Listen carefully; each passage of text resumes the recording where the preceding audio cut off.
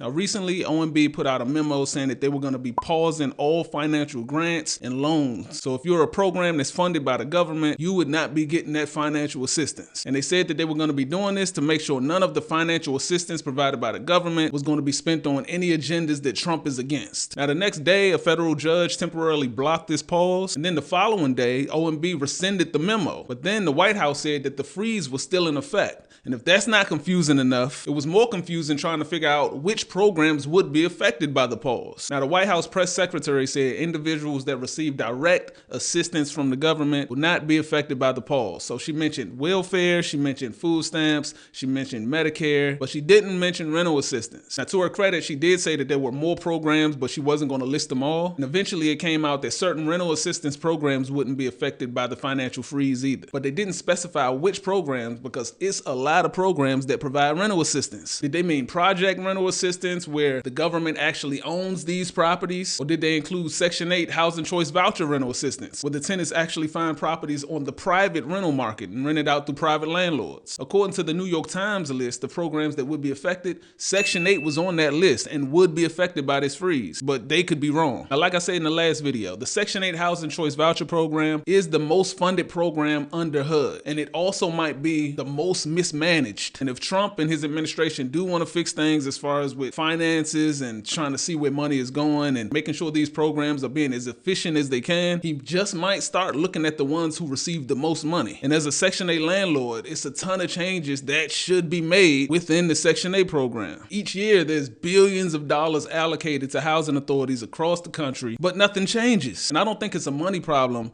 to where if you just throw more money at it and it'll fix the problem, or take money away and it'll fix the problem. No, I don't think that's the problem. The problem is the stigma attached to the term Section 8. A lot of landlords don't want nothing to do with Section 8. They don't want nothing to do with Section 8 tenants. It has such a bad name. And housing authorities, HUD, the government, they do nothing to try to fix that. It's been so many horror stories. Section 8 landlords don't want to rent through the program. In their minds, Section 8 tenants are the worst type of tenants, no matter how much money is allocated to the Section 8 program. So how exactly would Trump be able to fix this? Well, I want to go over 5 ideas that can completely change landlords' attitudes towards the Section 8 program. And I'm not saying it would have an immediate impact, but I'm sure over time it would have a positive impact. And over time, more and more landlords would be drawn to the idea of renting through the Section 8 program. Well, number one, even though I just said it's not a problem you could just throw money at and it'll fix it, in an effort to attract new landlords to the program, a signing bonus might not be a bad idea. Now, hear me out. This can be something that's given to new landlords to kind of incentivize them to rent their properties out to Section 8. And before y'all start saying, oh, I'm just trying to lace my own pockets, I'm already a Section 8 landlord. And this will be a program to attract new Section 8 landlords, just to try to get them to try the program out. And they could probably like sign a 2 or 3 year contract saying that they'll rent their property out for 2 or 3 years. And the signing bonus can be like $1,000 up to $2,500, $3,500 for each property that they rent out through the Section 8 program. And even though that might not seem like a lot, believe it or not, a lot of landlords are just mom and pop landlords. They don't own 50, 100 units. Most people own 1, 2, maybe 3 units. A lot of them still work a 9-to-5 job. A signing bonus of a couple $1,000s could spark their interest a little bit. And some housing authorities actually do have bonuses for landlords who join the program, but do it throughout all housing authorities throughout the country and see how it goes. See if the number of Section 8 landlords willing to participate in the program, see if that number increases. What's the point in giving all these billions of dollars to housing authorities just for them to open the waiting list and say, okay, we're going to give out more vouchers, but the number of Section 8 landlords don't increase? It's already way more Section 8 voucher holders than Section 8 landlords. Adding more and more voucher holders and not more landlords, the problem is not going to be solved. Actually, it's going to be even harder for voucher holders to find housing, because now with so many more voucher holders in the pool of voucher holders, all competing with the same amount of Section 8 landlords. So that's why we have to start incentivizing them to actually join the program. Number 2, quarterly inspections. Now, housing authorities right now, they do yearly inspections. Say if you don't pass inspection, it's up to the landlord to get it fixed. If it's something serious, they have to get it fixed like within 24 hours. But if it's something not as serious, they might have to get it fixed within 30 days. I would change that. Have quarterly inspections. So every 3 months, it's an inspection. If it's damage outside of normal wear and tear, it's the tenant's responsibility. Don't put it on the landlord. Put it on the tenant. We got to start holding them a little more accountable. And if they say they can't pay, it comes out of the security deposit that they paid the landlord when they first moved in. However, they have to pay that back. So give them 3 months, 90 days, or until the next inspection date to pay that balance off. And if the next inspection date comes and they didn't pay the balance off, that's an automatic failed inspection. And if you have more than 2 failed inspections within a year, guess what? You lose your voucher. Voucher holders have to be held responsible. They need to take more accountability. Now, obviously, if it's something dealing with the plumbing went down or the HVAC went down or the roof is leaking, then yes, the landlord is responsible for fixing that. But if it's a huge hole in the wall or one of the kids busted out a window, then the tenant should be responsible to pay for that. And if tenants know every 3 months there's going to be an inspection, not by the landlord, or not only by the landlord, but the landlord and the housing authority, and they know that they would be at risk of losing their voucher, then they might try to keep the property in better condition. Number 3, more transparency when it comes to payments. Right now, it's so much confusion when it comes to Section 8 payments and how they work. You have HUD setting up the fair market rents and the small area fair market rents. Then you have the housing authorities setting their payment standards, and they can make it 90% of what HUD posted up to 120% of what HUD posted. But then you have to account for utilities. Then you have to account for the market analysis. It's just too much confusion for landlords. A lot of times it's like, you know what? I don't even feel like dealing with that. It needs to be more transparency. Just have a direct number. Okay, have each zip code broken down by the neighborhood. If your property's in this neighborhood, it's 3-bedroom, you get this amount. If you pay for utilities yourself, you get this amount. Simple as that. More transparency when it comes to these payments. Number 4, speaking of payments, the housing authority will pay the full rent amount to the landlord, and then the tenant, whatever their portion is, they pay it to the housing authority. So now if you're a landlord, you 100% know every first of the month, the housing authority is going to transfer me this full rent amount. And the tenant, they'll just be responsible for paying the housing authority within a certain time frame. And if the tenant don't pay their portion, because the tenant has to pay 30% of their income, this will make landlords feel a lot better knowing that they're getting their money on the first of the month each month. And then it's up to the housing authority to hold the tenant responsible. Because the way it is right now,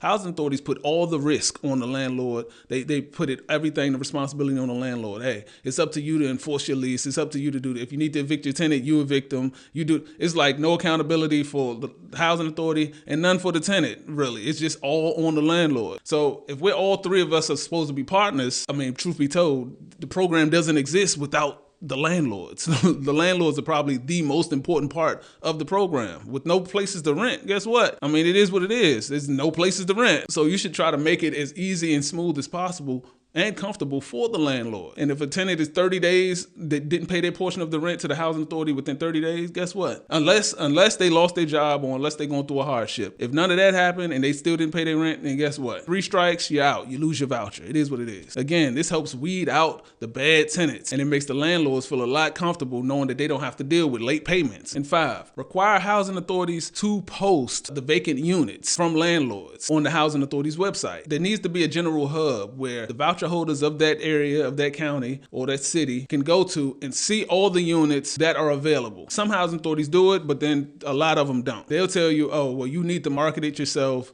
find your tenants yourself. They can make it a lot easier when they tell their voucher holders, okay, if you're looking for a unit, this is where to go. And tell the landlords, if you're trying to post a unit, post it here. That way, if a 3-bedroom voucher holder goes 3-bedroom and they can see all of the units that are available within that jurisdiction. I mean, it only makes sense. For some reason, housing authorities, they don't care how landlords find the tenants. They just say, market it, find the tenants, you take on all the risks. However, we'll call all the shots. That's how it is now. It just needs to be more of a partnership between the tenant, housing authority, and landlord, and make things a lot easier, make the process a lot smoother for all 3 parties. And I believe this would attract more landlords. This will get more landlords to believe in the Section 8 program, because at the same time, making the process easier and you're weeding out the bad tenants. So the pool of Section 8 tenants are becoming higher and higher quality tenants that will take care of your place, tenants that will pay on time, tenants that won't be problematic.